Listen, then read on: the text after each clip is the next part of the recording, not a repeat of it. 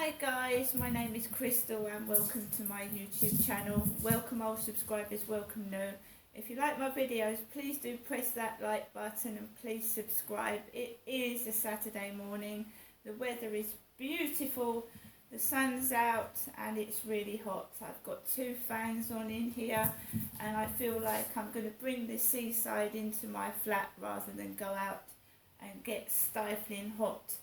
I'm just going to stay and relax in my flat, which I haven't actually done for a long time. I usually get het up and stressed. I'm actually been able this week to live in my flat with peace and quiet and no stress. Usually I am going outside because there's a load of noise upstairs. I usually am going outside, or I'm getting cross and swearing and running about, getting upset because there's noise upstairs. Fortunately for me, this week the guy upstairs has been out. He's been out all week. The poor guy had autistic children, about 4 or 5 of them, upstairs, cooped up in that flat. The last year and the year before, in extreme heat like this, also, you know, for long periods of time they would be stuck upstairs, so they would get restless, they would start screaming, shouting, throwing things, even hitting their father, running up and down making noises, and because, you know, kids need a big space to run in.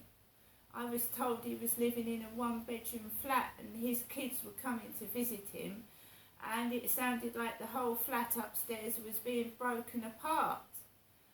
And he must have been like a quiet bloke because you could hear him shouting sometimes, but he obviously loved his kids and he didn't believe in hitting children because you can't hit kids anyway, so he was trying to control autistic kids that were at times hitting him, and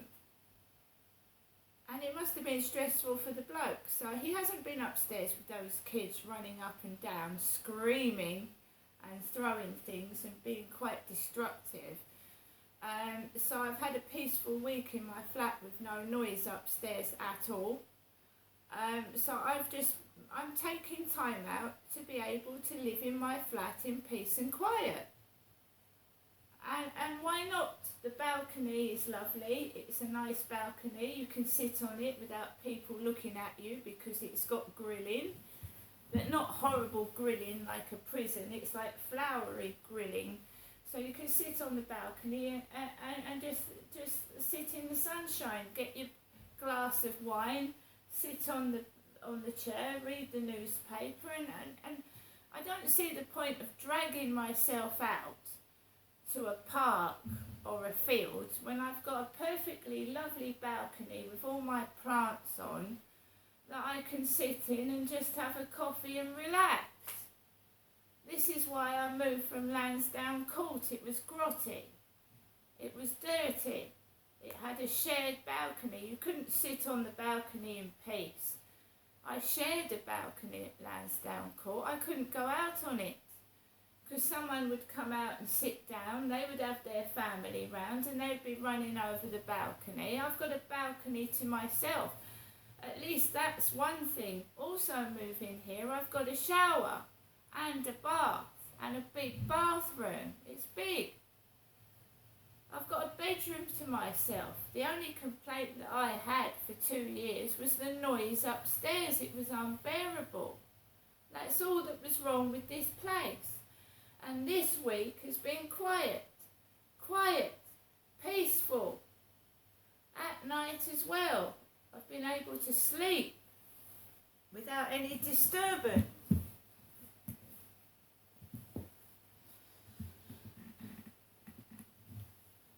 Autistic children can be very disruptive. They get sparked off by noises. Loud noises make them scream. Right? So outside, those poor kids would be stuck up there. Someone would make loud noises and the kids would be quiet and then they'd suddenly go to the window and start screaming and yelling. So I tried to understand, But when you're underneath it, and it sounds like the ceiling's falling in, it was painful for me. It was causing me distress. Not only were those kids unhappy up there, I was unhappy underneath, and I wouldn't know what to do with myself. And in 2020, 2021, I used to wander the streets. Even when I didn't have any money, I would wander the streets. Just wander around the streets. Because I didn't want to come back to my flat. It was so noisy upstairs. And why not just take this week to be able to live in my flat, live in it, without being forced outside? And that's what I'm doing. While he's out, whether he's on holiday or he's moved, I don't know, I'm taking the time that I've got peace and quiet to enjoy it in my flat. Last year I spent most of my time out of my flat, going out. So last year was a good year. I went to Margate, I went to Herne Bay, I went to Gravesend. I haven't got transport, I can't drive, I've never learnt to. And it must, everyone's going to flock to the seaside today, aren't they? They're going to flock to it. I don't like large crowds of people. I like to be relatively by myself, or when I'm with a partner, that's fine. I don't want crowds of people. And why somebody would keep harassing me and wondering about me, oh, aren't you going out? You're going to spend all your time on your own. You're going to be an old lady. It's not your problem. Don't worry about it. That's my problem, not yours. And remember, taking on a partner when you're vulnerable yourself can lead to more problems. Can't it? It can lead to more problems.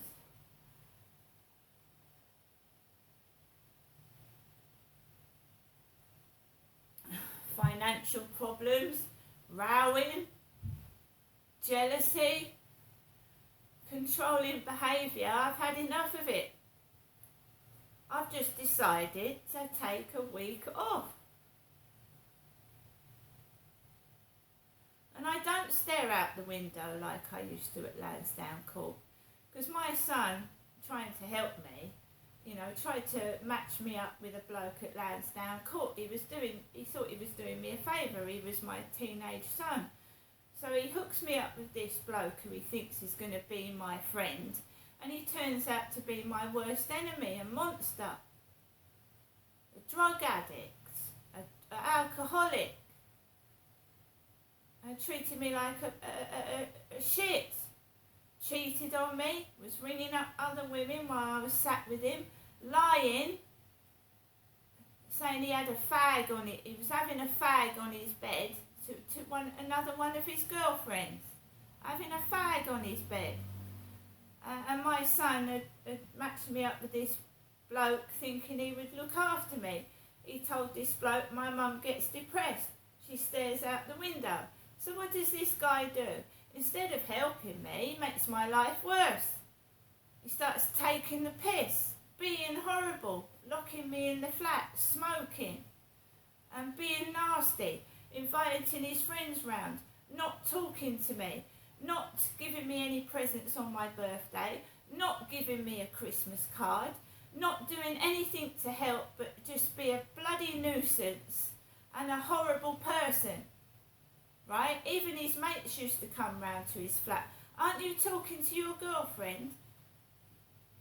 He used to treat me like shit. I got away from that. I certainly don't go back with ex-boyfriends that have treated me like a dumpster, piece of rubbish they throw in the bin. I'd rather be an old lady than live with that. He didn't wash. Basic hygiene, he didn't have any. Alcoholics smell of drink, they shit themselves, they piss themselves, they smell. I'm worth better than that.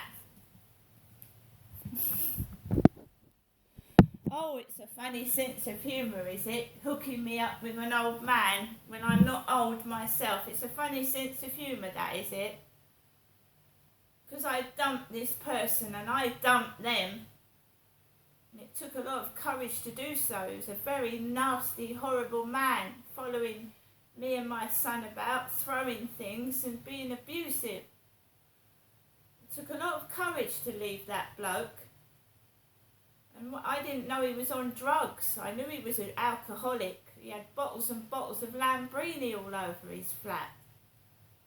Invite a woman into your flat and it looks like a fucking shit dump.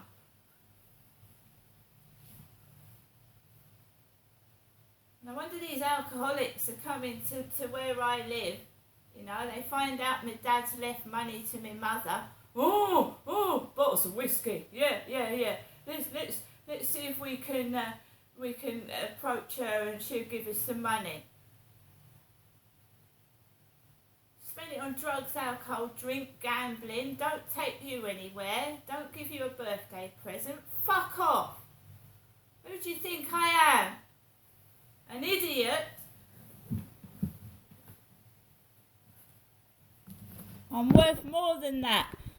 If you think you're worth shit, you'll attract shit.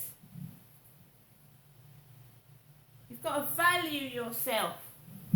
And then eventually the right person will come along. But if you think you're worth shit, you'll attract shit. And I'm not taking shit anymore. This is why there's nobody in my life, because they're all fucking shits. Shits!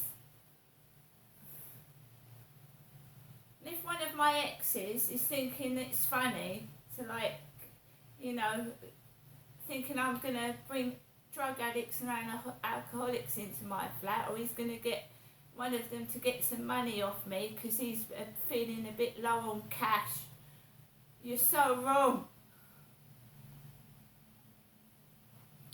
When I was with him, he didn't buy me anything to eat. He didn't cook me anything. He used to cook himself food and even give food to the fucking cat. And one of my sons was a witness. He said, Mum, he's just opened a packet of chicken and giving it to his cat and he's giving you nothing to eat. I said, I know. He used to give the cat bacon and make me stand there and watch him cook it, and then he'd give it to the fucking cat. I've got a flat full of food, thank you. If you've got a problem, speak to me. I'm not having you back, whoever you are. I don't want you. I don't want you back. My life is much better without you in it. It is. And it'll continue to be so. You're going to grow an old man wasting your life drinking alcohol and taking drugs. Not me.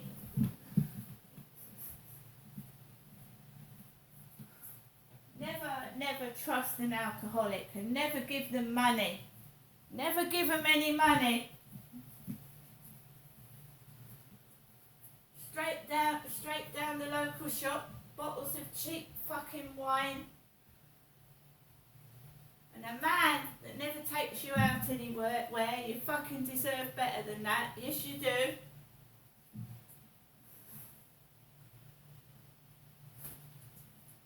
I'd rather sit in this flat on my own than smell the smell that I was smelling when I was sat with an alcoholic drug addict that didn't even have a roll of toilet paper for me to wipe my bum on.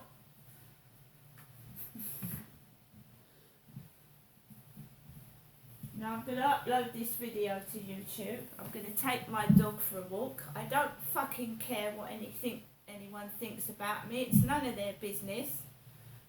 You know, I don't go around staring at people and making comments about what they look like. To be honest, I don't really fucking care. That's their business. Right? I don't go into dating sites and go, oh, you look like you've got a big wad down there. Do you know what I've got now? Oh, you've got big tits. You've got big boobs. I'd like to fondle your big tits. That's how men speak to women. Not, hello, how are you? Would you like a date and a coffee? Oh, I'd like to fucking have a good handful of those boobies. See you later.